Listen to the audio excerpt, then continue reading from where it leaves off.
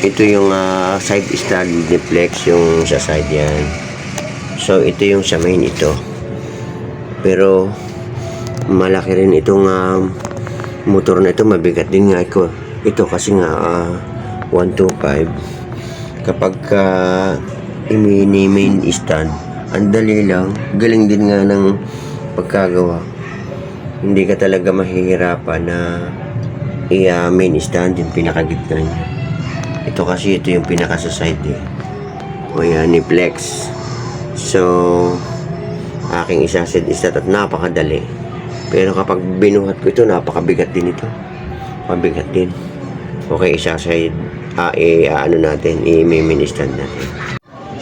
O ayan o, i-main stand ko. Dali lang, halos ano lang parang kaunting ano ko lang, kaunting pwersa ko lang ayan o, kita mo, kaunting pwersa lang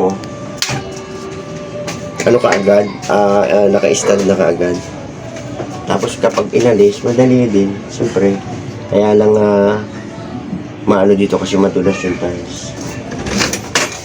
Ayan, madali lang ayan ito nga lang, nakatayo na ayan kaunting apak lang. Ang galing. Bilib ako dito sa nag-inventor nitong pinaka main stand niya. Okay, gano'n lang, isinip ko lang mga bes. Salamat.